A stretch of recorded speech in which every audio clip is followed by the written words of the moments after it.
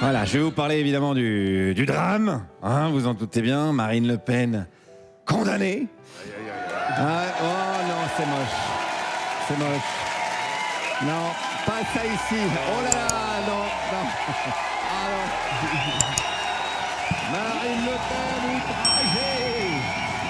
Marine Le Pen martyrisée.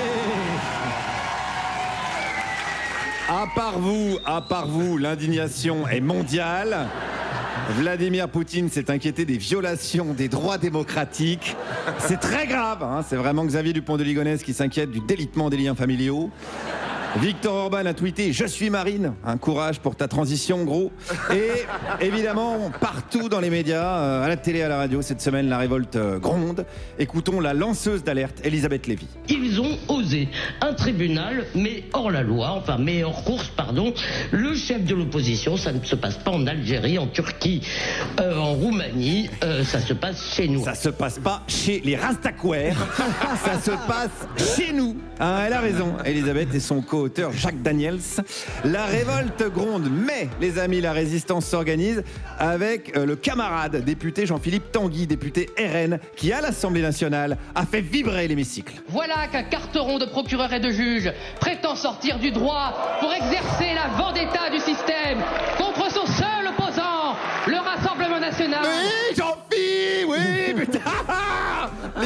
Les poils, un moment d'histoire de la République, Jean-Philippe, monsieur Tanguy, vous avez oh combien raison, vous qui avez le courage. Putain, je fais mal roux d'un coup, je sais pas pourquoi.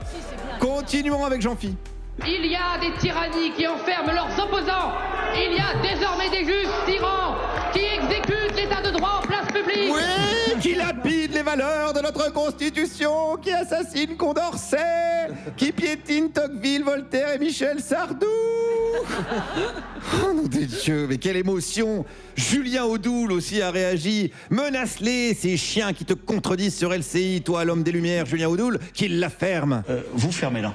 Pardon? Non, s'il vous plaît. Vous fermez-la. Pardon, C'est ça votre responsabilité. Vous fermez-la. Vous fermez-la. Vous êtes qui, monsieur? S'il vous plaît. Non, s'il vous plaît. Vous fermez-la. Non, s'il vous plaît. Pour qui, monsieur? Vous êtes une insulté. Julien Audoul. Vous n'êtes personne. Julien Audoul. Personne. Julien Audoul. Moi, je ne suis pas fermé là. Monsieur le député. Je vous le dis parce que vous plaît. Voilà, quelle clarté dans le propos, ça c'est vraiment le débat comme on l'aime. Alors Julien, évidemment vous le connaissez, c'est le mec qui a envoyé un mail 4 mois après son embauche comme assistant en disant « Tiens mais en fait faudrait que je la rencontre la personne pour laquelle je suis censé bosser tous les jours, non ?» Parce qu'il est comme ça, Juju, il est un petit peu tête en l'air, hein, ça arrive à tout le monde. Regardez, Pierre-Emmanuel, il a oublié d'être aimable depuis les années 90 parce qu'il y pense pas, le gars. Voilà, il est un petit peu étourdi.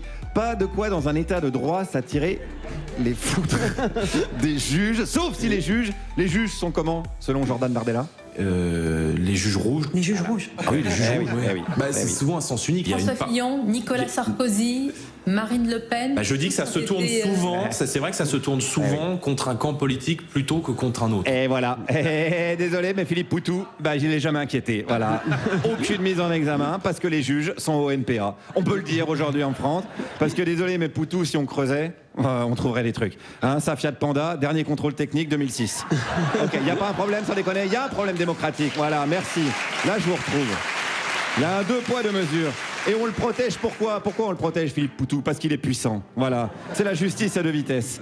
Comme la Fiat Panda, d'ailleurs, de Philippe. Après, problème d'embrayage. Bon, bref.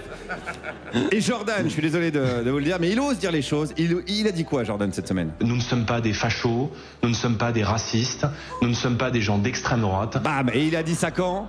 Le 1er avril. Parce qu'il faut bien se détendre un peu dans cette actualité anxiogène. Un peu d'humour, ça détend, buvez de l'eau fraîche et si vous n'avez pas d'eau fraîche, faites-vous un petit cocktail avec les larmes des fachos. Merci beaucoup. Et merci beaucoup, Guillaume.